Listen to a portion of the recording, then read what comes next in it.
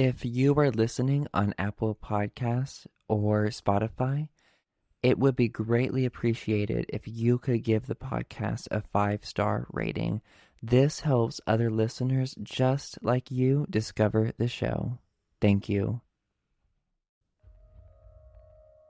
This is Beyond BJU, Exposing Fundamentalism. I'm your host, Andrew Pledger, and I'm a survivor of Bob Jones University. BJU is a fundamentalist college with its roots in white supremacy and is known for its culture of indoctrination, conformity, and control. Its influence extends beyond its campus, impacting Christian schooling, politics, biblical counseling, and evangelical Christianity. The school serves as a hub for churches, schools, and camps, and these institutions perpetrate its abusive teachings and practices. This show explores these areas of influence and amplifies the stories of those who have been impacted by Bob Jones University. This is Beyond BJU, Exposing Fundamentalism.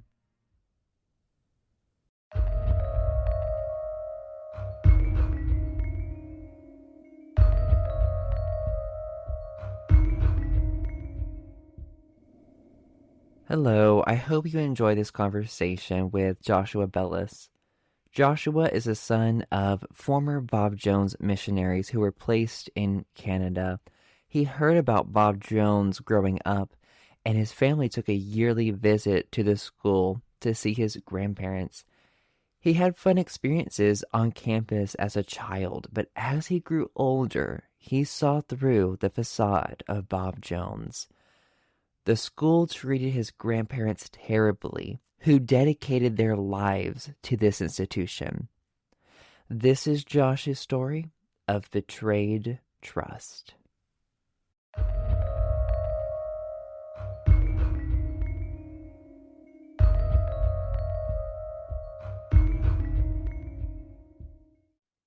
Hello, everyone. I am so excited to have Joshua Bellis on the show today. We actually met in person last year because I wanted to get to know him a little bit and hear his story. So I enjoyed meeting him and talking about how we would go forward with this episode. And I just cannot wait for you all to hear his story. But thank you so much, Joshua, for coming on the podcast. And for those who are not familiar, could you do a quick introduction of yourself? Oh, sure thing. So I never actually attended BJU, but a lot of family history there. Grandparents both served as faculty since the late 40s, early 50s. Dad was born on campus, raised, as were most of my extended family on that side. So we got a long history there. What were your parents' specific involvement with the school? So my dad, born and raised, kindergarten through university. My grandfather was a preacher and professor there. So my dad was pretty much from birth expected to follow in those footsteps. So he wound up after graduating with a degree in theology from there. He went into the mission field, and my mom, for whatever reason, decided to go there, and that's where they met. Could you just say your grandmother and grandfather's names? Oh, sure, that's James and Arlene Bellis. Okay, I see. So your parents, they were missionaries. And at what point did that start? I believe the year that they first actually went to Canada was 1976, and it was either 2002 or 2003 that they officially left the mission field. I think my dad's reason for wanting to do the whole mission field thing with GFA, I think it was his way of running away from the craziness of Bob Jones without actually cutting ties. Yeah, could you explain the GFA for people who don't know? Oh yeah, that's Bob Jones affiliated mission board was the Gospel Fellowship Association. They were founded in, give me a second here, 1930, I want to say 9, but they've been around for a while. They send missionaries all over the world spreading the good news of Bob Jones. I think that's interesting that in a sense, to escape the craziness of Bob Jones. Or like, we're trapped here, we're stuck, but this is kind of a way out. And I'm curious though, they would probably like, do they check up on y'all while you're out in the mission field? Like, how does that Ah, work? back then, before like the internet was really a thing, generally you might have the occasional person come out once a year to visit for a week, but usually my dad would do what's called furlough, where we did, I think, every other year. He'd take about 3 months, visit all of our supporting churches. Of course, Bob Jones was the big final stop. And as a kid, it was kind of cool. I'm like, yay, we get to travel, see the grandparents. But it was a weird upbringing. Yeah, and so I think what were the specifics of being a missionary candidate? Because I think, yeah, your parents were involved with running a camp, I think, right? Initially, their big outreach was to the indigenous peoples of Canada. So they would get a house as close to one of the reservations as they could and then start working their way in. So most of my Oh, early childhood was middle of nowhere in some little part of usually Manitoba and then Saskatchewan later in Canada. But it'd be out in the middle of nowhere. It's just us, few country farming folk, and then a reservation close by. And my dad would do the whole church planting thing, get a church going, get some of the locals from the reservation to go to Bob Jones and get trained there. Then they come back, take over, and now you got a Bob Jones church. yikes. Okay. Because like Yikes. when you said that, like, oh yeah, they live near the Indian reservoir, I was just like, oh, colonization. Yay. Yeah, yeah, it's a Christian colonizing. Yeah. A little less bloodshed, but still Yeah. colonizing. So they started in 76. I was born in 86. So I was born into the mission Okay. field thing. Like that's all I knew growing up. Yeah, so you're born on the mission field in Canada, very isolated. So you were homeschooled then, of course. Oh yeah. I had a couple years where we did this weird thing where all the church got all the homeschoolers into the church. Basically, it was a glorified daycare for the parents. And then they hired some guy. He had a doctorate. I don't even know what it was in. And he basically sat there while we worked. And if we had questions, he'd try to help us. But other than that, pretty much homeschooling.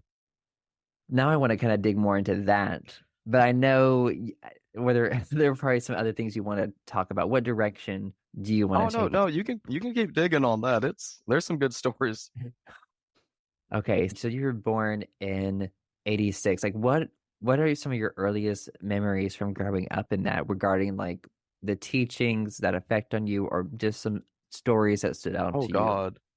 Like some of my earliest memories are my mom with some Bob Jones or other publisher, the Christian children's books.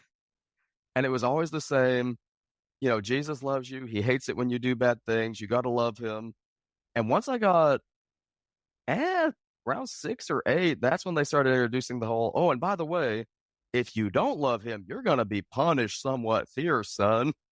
It was pretty traumatic as a child. I, I think I Sorry. got saved probably about 20 or 30 times from the ages of 6 to 10 because I was so terrified. Um, There'd be some nights I'd be lying there. Am I good? Am I going to heaven? I don't want to go to hell. It was a lot of uh, trauma to put on a child, which, from what I understand, that's a pretty common thing in the not just Bob Jones, but IFB evangelical circle. oh, yeah, I mean, it's really terrible and just awful to really like that psychological abuse just from such a young age, instilling all of this fear. Children shouldn't even be like concerned about those kinds of things at all. Another one, you know how the 80s had the satanic panic, demons were behind everything? Yeah. Another one I discovered, I would love to see if there's research on it. Talking to two coworkers who also come from that crazy background, all of us had the same experience that our parents would say you fall, skin your knee, and start crying. Oh, toughen up. Because one day when the tribulation happens, they're going to round up us Christians and torture us. And if you deny the name of Christ, you're going to hell.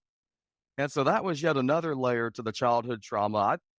I got so accustomed to pain because I would almost try to toughen myself up because I was terrified of being tortured one day.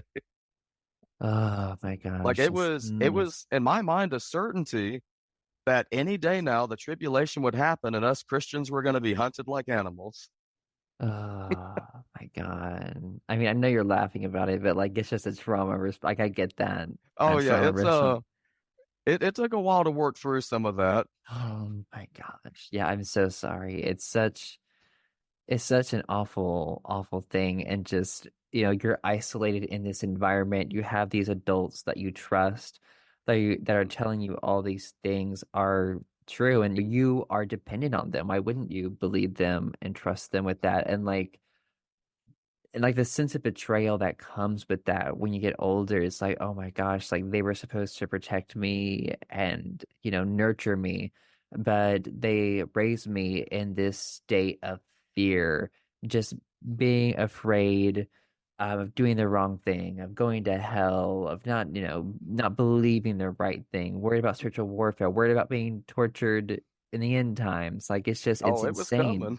It's up to you, like with how much you want to share of your Well, childhood. and to people listening, I don't want to make it out like it was this horrible childhood. I was actually really happy because to me that was normal. And so it wasn't until later, like you said, there's that sense of betrayal when you realize, holy crap, what did my parents do to me? But overall was a fairly positive experience. And Were there moments you could get a break from that, or like go away in the woods somewhere, I don't know, like disappear and just oh, get that pressure off? me and my siblings were pretty feral back then. We lived out in the woods because that was kind of the escape from any of the craziness. Just go play outside. Yeah, and so how many siblings did you have? Three total, two brothers and a sister, all older. They bore the brunt of a lot of it over me, being the youngest. And another thing I'm curious about is like, what you did not really interact with Bob Jones University, but their influence was still there because of your parents. They were Oh, yes. missionaries from the school. Bob Jones extends beyond the physical school itself, most definitely. This podcast is called Beyond BJU for that reason. Oh, Um, it would have been the equivalent of like Mecca for a Muslim person because we made our, every other year pilgrimage to it. And all I heard was Bob Jones was the golden standard. Like, oh, nothing measured up to that place. It was just the perfect. They had everything figured out. Their dogma and doctrine was the only doctrine worth following. So growing up, early childhood up until I hit my preteens, I had a very favorable view of the university. I thought it was this great place. I'd say so. You said y'all would visit it like once a year. Yeah, we'd go hit up all the churches on the way there that supported us, do the whole dog and pony show, and then Ugh. once we made it to South Carolina, trying to think, we had Grace, Heritage, couple other churches, but that's where I was happy because I got to stay at my grandparents on the university. So to me, oh, this was a great place. The end of the road, we get to play. Yeah, growing up, I thought it was a wonderful place. Oh my gosh. Yeah, I mean, people definitely have those different experiences, and when you went there once a year, how long would you actually stay with your Uh, it grandparents? it depends. At least 2 weeks. Sometimes would be there as long as a month. What is your earliest memory, or like, do you remember your first visit to Bob Jones? I don't know if I remember my first per se, but my first memory of it, yeah, I would have been again 4 or 5, young, and I just remember being so excited that we were gonna go visit my grandparents. I got to call them on the phone and tell them we were coming, and showing up. As a little kid, that place was larger than life. You've got the gates, security checks you in, felt all formal and official. It, yeah, as a kid, it seemed like this magical world. And so, would you and your siblings just like ride around campus everywhere, or what would y'all mainly do? Mainly stay at my grandparents with the cousins and play, but yeah, we'd go to the athletic field and play baseball or toss a football around. We'd walk around campus, go see the fountains. It, like I said, it seemed, I kind of considered it almost like the home we'd eventually return to back then. Yeah, I mean, I can definitely see like a kid having fun if if you don't have those restraints and just yeah, exploring that place. It definitely I can see that.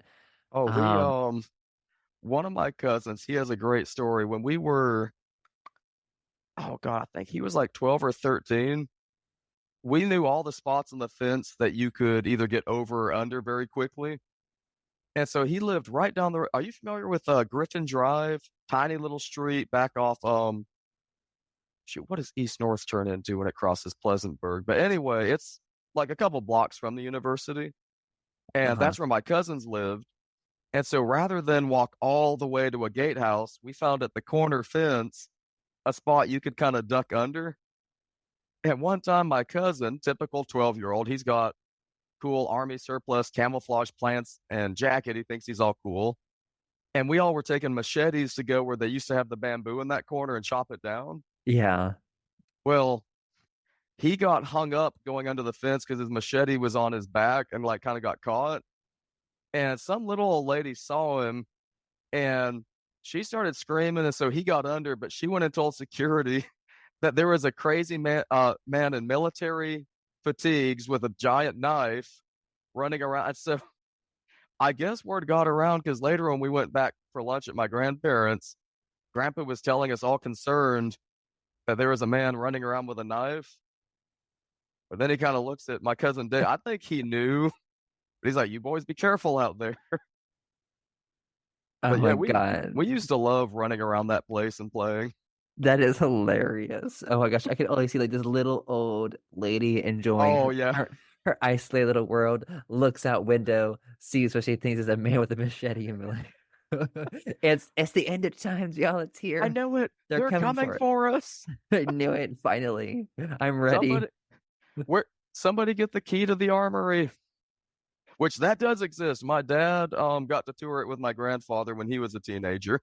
Yeah, so the arsenal of weapons, Yes, basically. the bunker exists. The bunker. Okay, someone did confirm that for me after the Bob Jones podcast, the previous one was released, and I was like, that doesn't surprise me.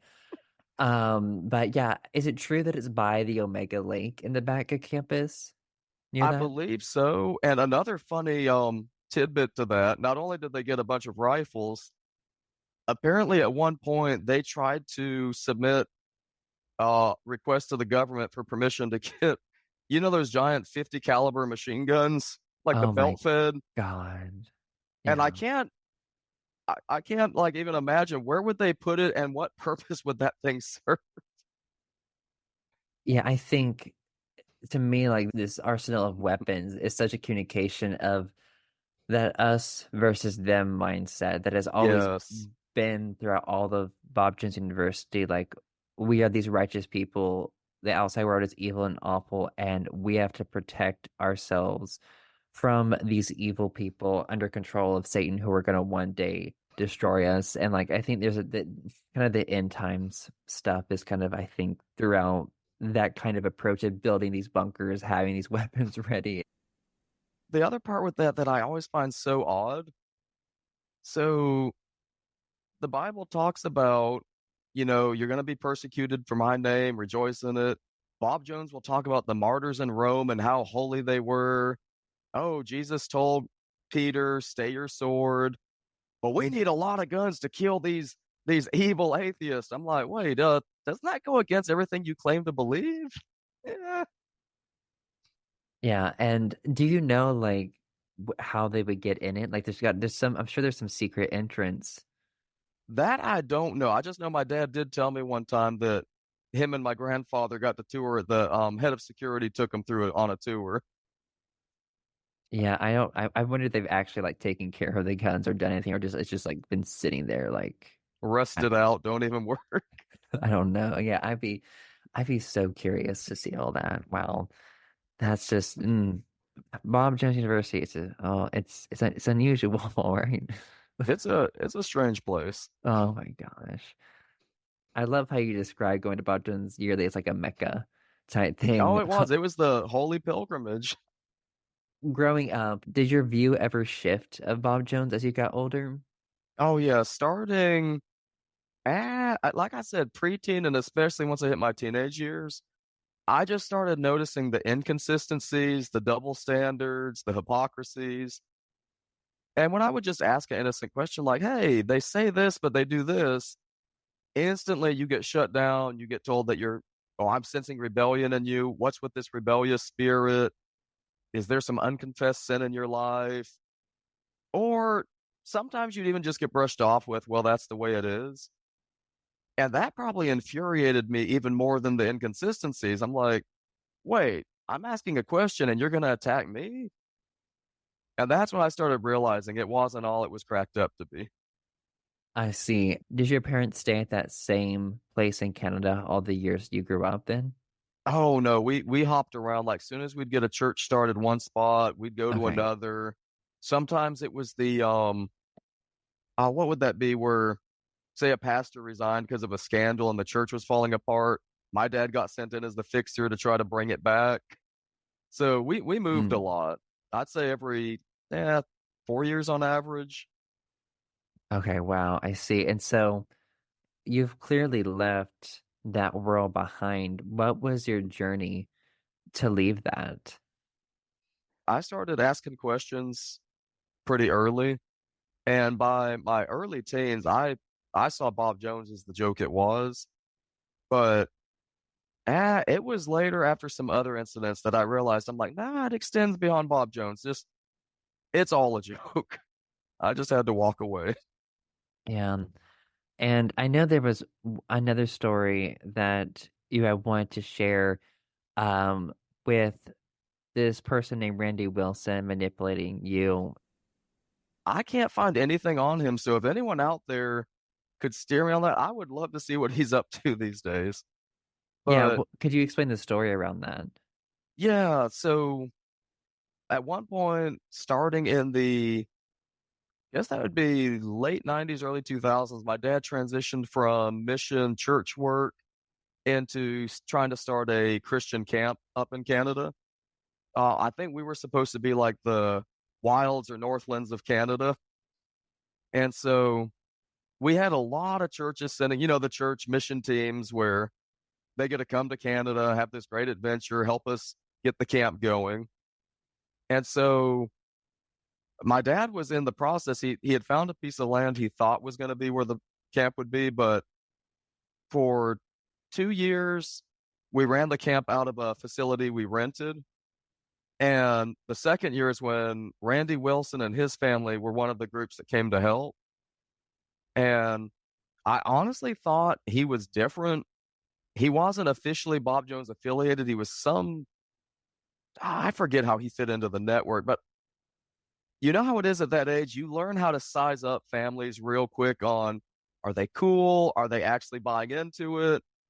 And I noticed real quick once it was just our family and his, oh, his sons are allowed to little things like wear name brand clothing, whereas a lot of Bob Jones people back then, oh no, that's um video games, movies, even music. I was like, okay, they're given a lot of leeway. He seems pretty chill. So I thought he was a decent person. He seemed nice when we spent time. And after we did the camp, he took a bunch of us teenage boys from the church group, including his own sons, on as like a backpacking camping trip, which I'm all about that. And I would have been, I think I was just turned 15, but one of the things he did was he started this big campfire and he would have us come one on one to talk to him. And he said, this is a safe space. If you're having any difficulties in your life, struggles, you can talk to me. It'll just be between us. We really clicked. And so I opened up about my dad and I at that time, typical teenage bullshit. We were butting heads on everything. I had so many questions about religion. And so I told him, I said, yeah, my dad and I were always fighting. We had screaming matches all the time. And he really seemed concerned about it. And, oh, that's terrible. I never would have guessed from the way you interact. I'm like, well, that's Bob Jones. You got to learn how to put on an appearance. And so he asked a lot more questions about the nature of our relationship, this and that about my dad. And I told him, I said, your word's still good. This stays between us. Oh, yes, yes. Well, then a couple of days later, my dad lost his shit coming into the house. Apparently, Randy took it upon himself to go to the Bob Jones and GFA people and tell them this man's unfit for service. He doesn't have his household in order. Him and his son are practically estranged. His son hates him. And he really amplified what I told him and made it 10 times as worse. And due to that, GFA and Bob Jones told my dad he had to resign. And they said something about in a couple years, we'll reevaluate and you can come back, maybe if you fixed your life. But he was pretty much pushed out at that point because of that. Mm, yes. And so after your father was forced to resign, what was his further involvement with Bob Jones? Minimal. We'd still go visit my grandparents who lived on campus, but at that point, he had a lot of people that used to be friends suddenly couldn't take calls. They were busy. They didn't want to stay in touch. And so we kind of already at that point were, blacklisted. And then, gosh, a year, maybe even less after that, my sister got into some legal trouble and wound up getting incarcerated. And, in the Bob Jones circles, that is unheard of. And so at that point, oh, your whole family is in disarray. How could your daughter do this? You must be a bad person. And after that, even close family friends wanted nothing to do with this. There was a handful that would still talk to my dad after that. Like I said, once they sense blood in the water, it's a feeding frenzy. Ooh, wow. And so what year did all of that happen with your sister? That was '04. That's Okay. actually what brought the family back stateside was she was in Kentucky. And so she was being held at a jail there until the trial and all that. So my dad, he had some connections in Tennessee right across the border, knew a lot of people. One of the churches where he had a pastor that was still friendly with him. So we wound up moving there so we could be close to like support her. Yeah, that would have been fall of '04, I think that we moved back. Okay, I see. I'm so sorry all of that happened to your family. I mean, it's sadly typical of the Bob Jones It environment. is. Like you said with the shark thing, once you don't perfectly align what they want or something happens, like you're cut off, you're shunned, you're excommunicated, blacklisted, just all of that. Well, and I Um, can't help but wonder at times, you know how so often people the sins or vices they're quickest to judge are the ones that they secretly hold, so they're overly projecting. In that circle, the way people are so harsh in their condemnation, it makes you wonder how many of them have their own things they're hiding and they're mm, terrified of getting discovered themselves. yeah, that's so true. With some people, the way I've tried to explain it, I say it's like the McCarthyism of the 1950s.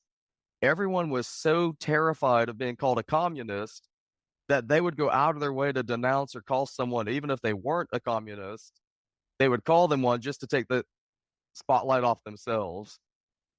And that's how it felt in the Bob Jones circle. Everyone's so terrified of being noticed or called out that they go out of their way to be pointing the finger at everyone else.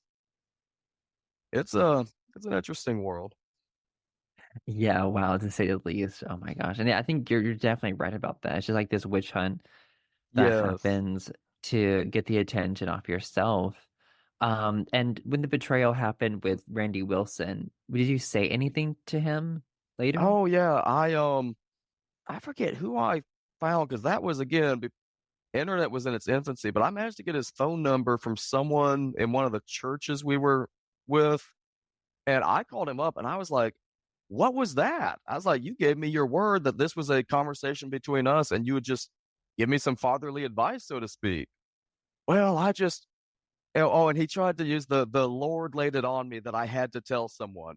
And that's what I was. I was like, serious, the Lord, you're going to go there.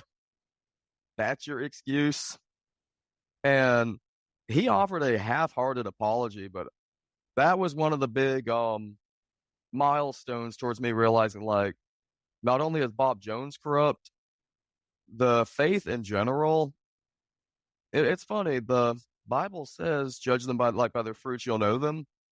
And I got to thinking, I'm like, all the fruit's rotten out of all these churches, all of it. So, what does that say about the religion itself?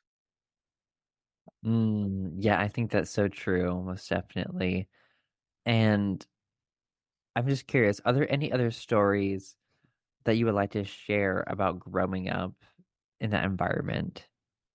Oh, you did ask for a funny one. I got one for you. So, Sure, one go for it. thing that was beneficial for that environment, I should have gone to law school. I got really good at if you showed too much emotion or whatever when asking questions, you'd get dealt with. But if you could argue using the Bible, and the trick was you had to use keywords like conviction, it was a lot easier to get away with stuff. And so the Wednesday night prayer meetings, that being the preacher missionaries kid I was forced to attend, they had herd all of us into groups. And so you'd have a bunch of young teenage boys with a few of the older men going in a circle praying. And to me, it just always felt cultish and weird. It felt more like they're giving a weird speech rather than talking to an entity. And so I would always pass and not pray. And the big one I used on my dad for that was the whole in Matthew where it says, shutting yourself in your room to pray. I just feel convicted, Father. But he still asked me one time, he's like, well, just make an effort. And I thought, well, if they want an effort, I'll give them one. And I think I might have set a record in those circles for the longest prayer before I got cut off. And I learned from the best, like watching a lot of preachers. Once you get going, if you like lose your train of thought, either quote a popular verse or hymn until you can like get back on track. Uh-huh. Yeah. And so I'd be praying about the most random things, and then I'd lose track, and I'd just throw something out like "Amazing Grace, how sweet the sound that saved a wretch like me. Lord, these words ring truer even today than they did in antiquity." And then you just keep going from there. But anytime you stumbled, throw in a verse or some hymn and expound on that. And I think I got it felt like an hour, but honestly, it was probably like 10 or 15 minutes before someone nudged me. And Oh. they never gave me any crap about praying after that. I got to stay silent for some reason. Oh, thank you for sharing that. That is hilarious. Yeah, yeah, I can, yeah, after that, they're like, you know what, we're not gonna ask him. We're fine. I know you really wanted to come on to really share how Bob Jones University treated your grandfather, who dedicated decades Oh to yeah. the school, just dedicated his life. So you said your grandparents, they started what, in the 1950s, you said? Yeah, well, actually, 40s, because right after 40s? World War II, my grandfather went from the service right into the Bob Jones. And actually, he's one of the few faculty that went there when they were still in Tennessee. Okay, got you. And do you know a lot about like why he got involved with Bob Jones?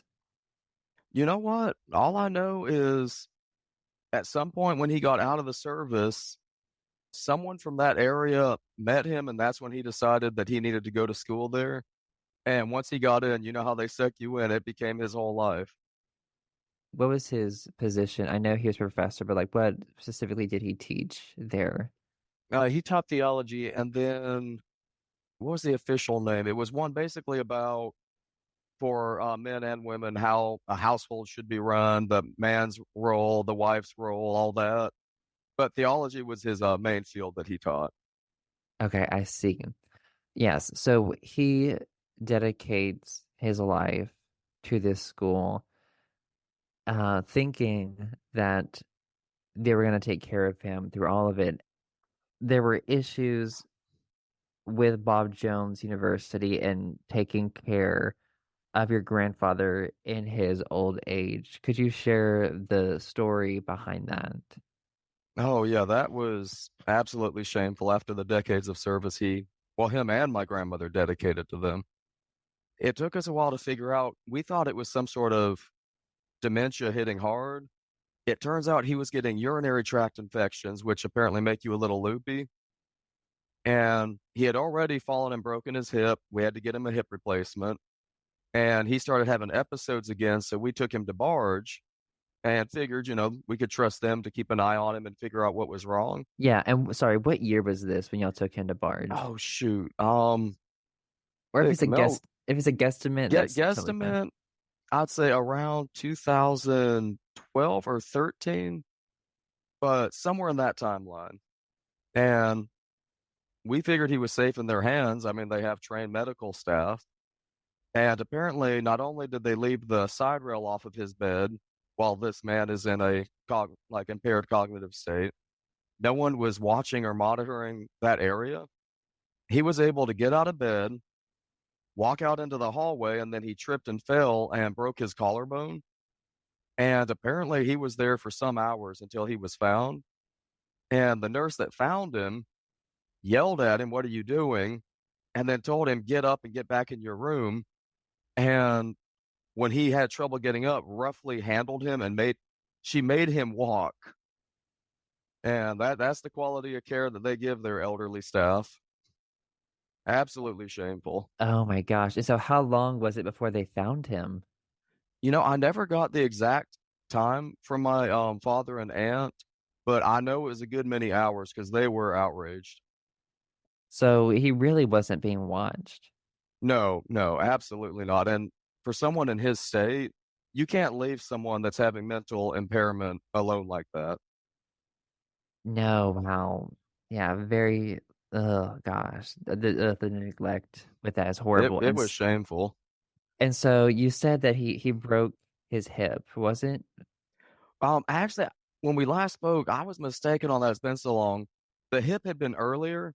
It was the Mm-hmm. collarbone that he absolutely broke. His Mm-hmm. his shoulder was never the same after that. Oh wow. Okay. And then after that incident, how did y'all interact with Bob Jones going forward? Like, how did they handle that? Oh, they tried to just do the offer an apology and covered the care for just his shoulder. But my father and aunt confronted them and told them, "You have to take care of him for what you did." And they fought it at first, but when a lawsuit was threatened, then suddenly they could find the money to care for them. So yeah, who threatened the lawsuit against the school? I believe that was my combined effort from my father and aunt in a sit down they had, and they made sure to get everything in writing because eventually another story. We'll get back to why my dad insisted on having things in writing. Got you. And so when do you know the story of like I'm curious to how Bob Jones reacted to that because I can't imagine them taking that well being sued. Oh, apparently they were outraged. The whole "you would take a fellow brother in Christ before the courts," to which my father responded, "Yes, yes, I would." Oh yeah, they were very incensed that a fellow Christian would dare hold them accountable. How dare he? And so what else would you like to share about the details involved with your grandfather and his injury in the Bard Uh, Hospital? I did find it interesting how they loved using him and my grandmother as examples of God's servants, the faithful few, the longevity of their service. But when it came time to actually take care of them or even just show support, they were never present. Uh, all the times I went to visit him at the assisted living after that, both my grandparents, I think the only people from the university, Skip and Don Hughes, they are amazing people, got to give them credit.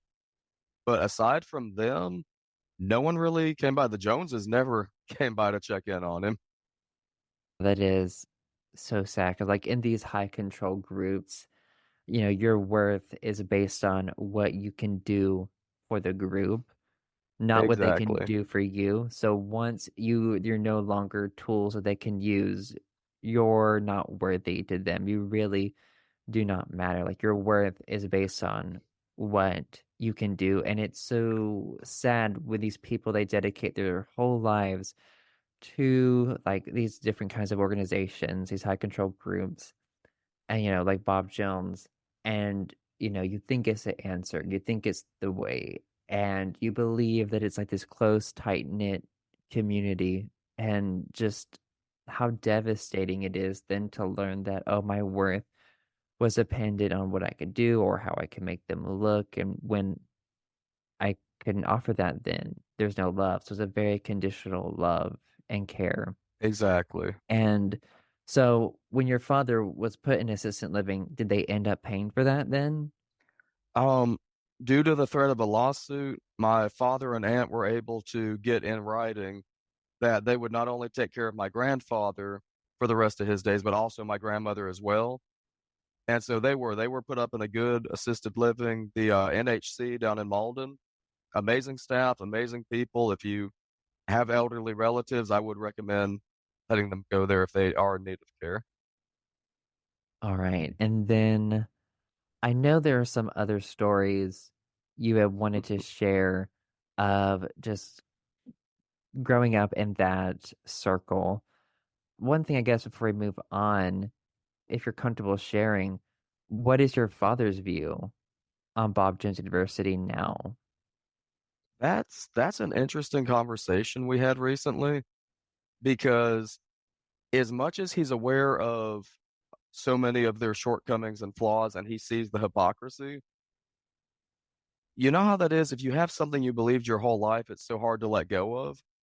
And it's like he'll make every excuse for they do good works, most of the staff are good, it's just the upper management. It's like he has trouble just admitting that there's the whole place is rotten from the inside out. He'll admit shortcomings on behalf of management or whatnot, but he can't bring himself to condemn the university. Hmm. Yeah, and I think like in this situation, it can be hard. But I think one of the struggles is like the sunk cost fallacy, which I think is something that can make people stay so long in these situations. Is like you put so much time and effort and resources, and also you're so dependent on the group for all these different things that you're like, oh, well, I put so much time and effort, now I'm going to stick it out. Or, oh, well, I had this good experience here, so they're not really that bad. Instead of like realizing the totality of everything. And I think with the Surviving BJU podcast, even myself, I didn't realize the totality of it until I Yeah. did that podcast. I was like, oh my gosh. Um, and it makes me really angry when people say things like, oh, well, no organization is perfect. They're not perfect. And it's just kind of like a cop out. It Um, is. and it's just this organization is structured in a way that harms its members. Like you're not protected in that environment. And a lot of Oh like no. you're not like I've said in other episodes, BJU is really not a safe place at all. And it's interesting because, everything is fine if you're literally perfect and agree Yeah. 100%. And like, it's funny because like, because I know there are people there that are like that. They will go along with everything and they're fine. And they don't expect, like, once something happens, or maybe you start to question, or maybe you disagree about a minuscule thing, you're suddenly a threat. So again, that conditional love of, yes, we love you as long as you conform and obey 100% and never question us and go along with all the rules and all the control, then we'll show you that care. But once you start to kind of shift or change your mind maybe about something, like you are then seen as a threat. Like in that environment, difference equals danger so much. Exactly. Oh gosh. That's a beautiful way to put it. Difference equals danger. Yes, yes. I mean, I think like that's really how it Mm. is in that environment, honestly. Well, to Um, expound on that thought, now that you mention it, you can have someone who there's nothing wrong with them. They play by most of the rules. They're not doing anything that goes against what Bob Jones would stand for. But if they start asking questions, they're instantly labeled a rebel. They have sin in their life. On the flip side, one of their preacher boys can get caught pretty much raping someone. They'll say, well, they do their whole thing about why she's the problem. But oh, he just had a fall from grace. He just was backslidden. She tempted him. They'll make every excuse for sin or shortcomings as long as you play by their rules. Yes, yes, you're so right about that. Just the double standards for their preacher boys and even like the men in that environment. With my grandfather, the Hmm. other thing that was particularly just egregious, he was one of the main, him and my grandmother both, the poster children for the Promise campaign when they were fundraising and trying to get money to take care of our elderly, take care of our faithful servants. Oh, they love putting his picture up in the slideshow. But when it comes down to actually keeping that promise, and at least my grandparents, my dad was able to secure financial support for them. So many others were just hung out to dry by the university. It is shameful. After they promised they'd take care of them in exchange for the Hmm. poverty level wages they pay, and then just Yeah. to kick them out when they cease to be useful. Yes. Okay. I know something else you wanted to talk about when you came on the show was really talking about the Chuck Phelps incident and the conversation you overheard with your uncle. And so, Yes. could you explain the Chuck Phelps incident for people who don't know and what conversation you overheard with your uncle? Oh, for sure. And I might not have all the facts straight. It's been a long time, but Chuck Phelps was a board member at Bob Jones, a former pastor, and a story came to light by a young lady who had all the receipts and could prove it that when she was 15 and attending the church that he had pastored, she was babysitting for a couple in the church, and the man, 30 something years old, married with kids, had an affair with her.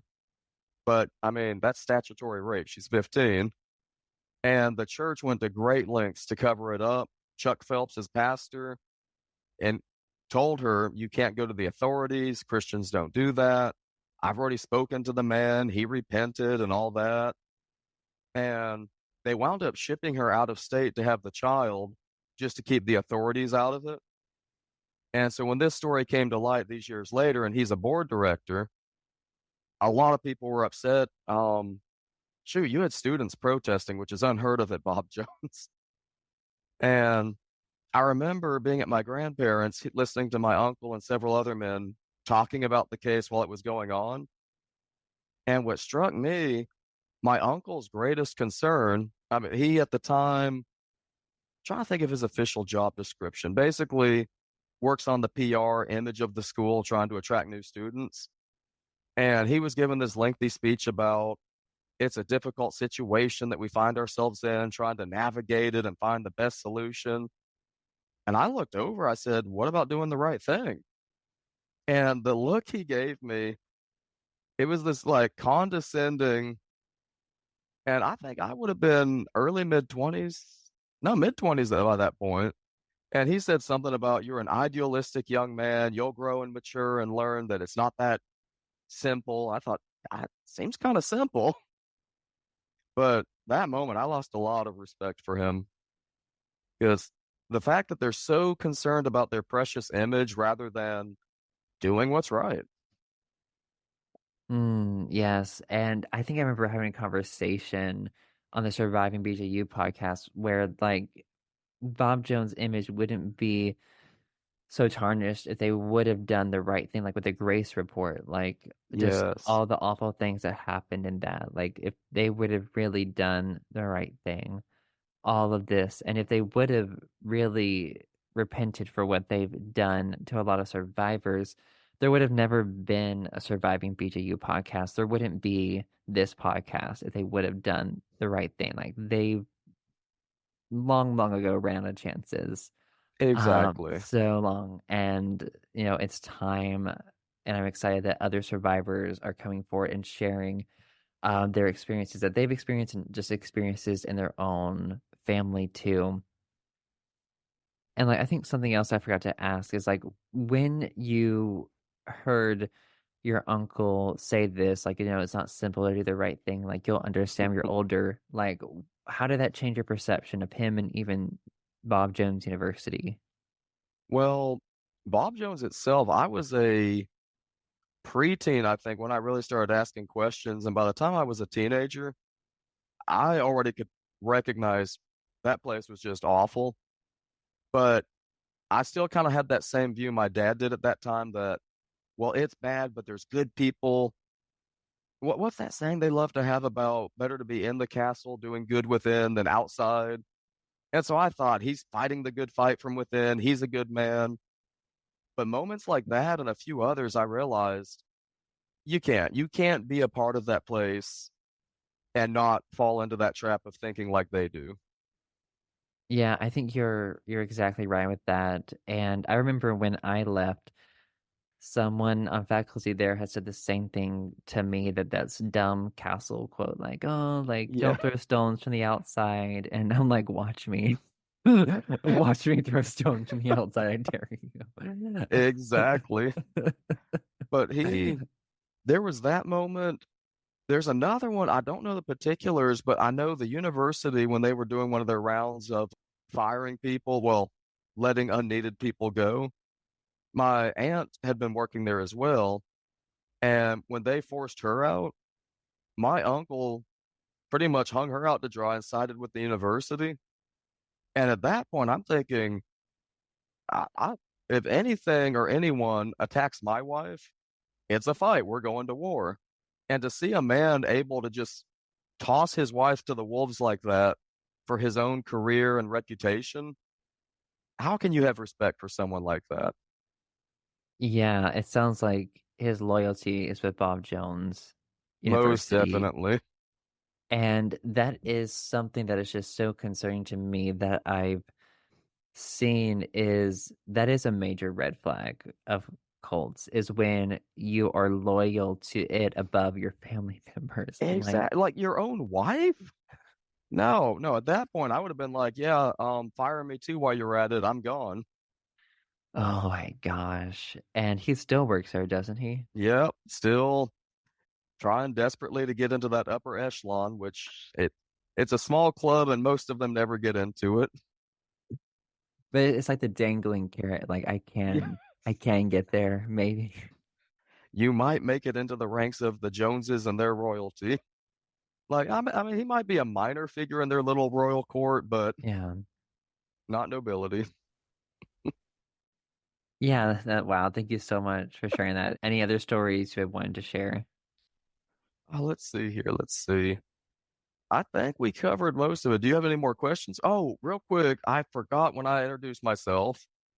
Do want to give a shout out to my fellow horsemen of BMW, Jason, David, and Amari. Hope you guys enjoy this when it comes out, and hope we get some good conversation on the line from it.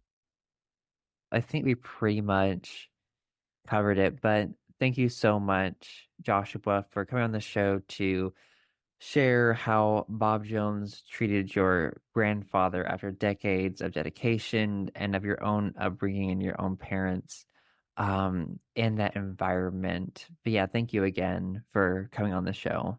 Oh, thanks for having me, and thank you for doing this. This has been, I love the first podcast, and I can't wait to listen to this one when it comes out.